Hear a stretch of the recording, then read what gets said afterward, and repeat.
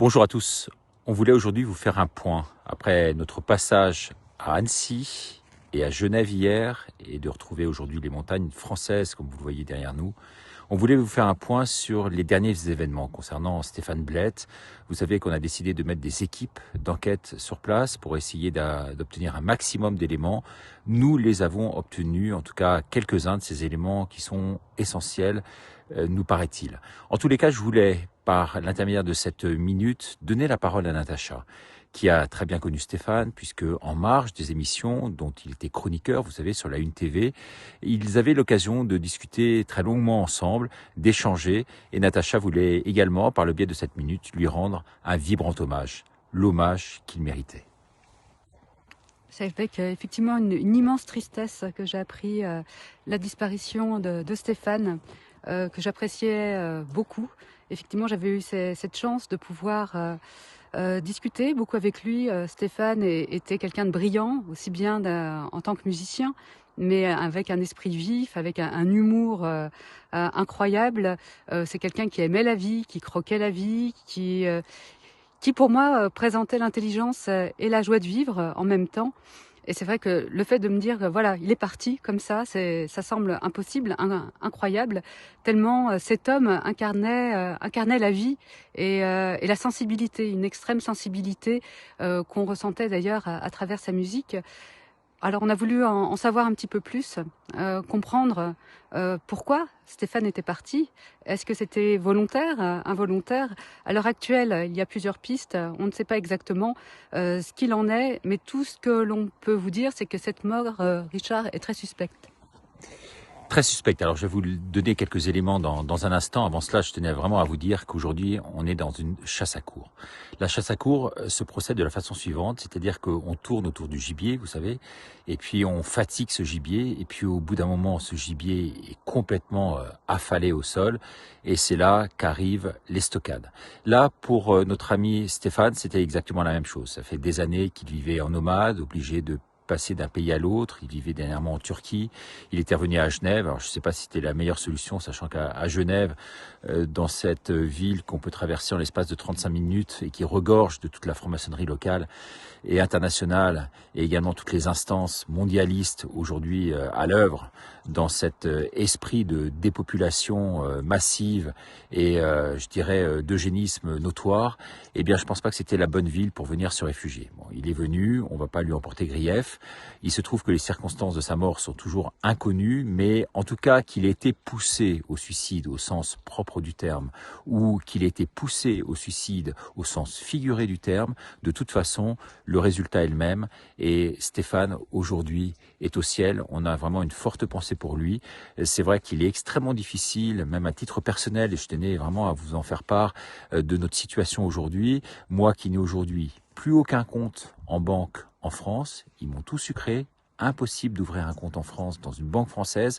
Merci la BNP dont j'ai été client pendant 35 ans et qui me traite ainsi aujourd'hui. Je n'ai plus de compte PayPal, sachant que PayPal constituait par son intermédiaire l'essentiel de mes revenus aujourd'hui et c'est comme ça que j'arrivais à vivre, notamment grâce à vos dons aujourd'hui. Plus de dons, c'est complètement terminé.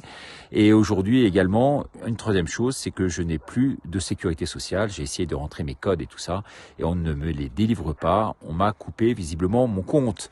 Donc on nous pousse véritablement vers la sortie, ce qui était le cas également pour Stéphane, avec qui nous avions tant de choses à partager en commun, notamment sur cette situation qui est inique aujourd'hui, qui a été créée par ces bandits notoires, par ces racailles à col blanc et par ces personnes qui sont vraiment, Natacha, à l'origine du plus grand crime de l'histoire de l'humanité.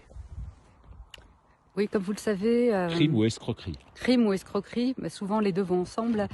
Mais comme vous le saviez, effectivement, notre ami Stéphane avait été pris très tôt dans la franc-maçonnerie.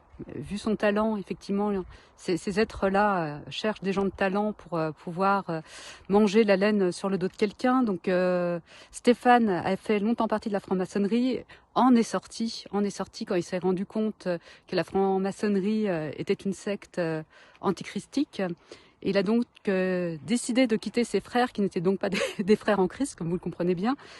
Et depuis, ça a été une mise à mort permanente, une mise à mort déjà d'un point de vue musical. Il n'avait plus le droit de jouer, il ne pouvait plus jouer ailleurs en Europe, et il ne pouvait jouer que dans son pays d'adoption, la Turquie, où il était d'ailleurs très reconnu. Et c'était une mise à mort psychologique avec des menaces permanentes.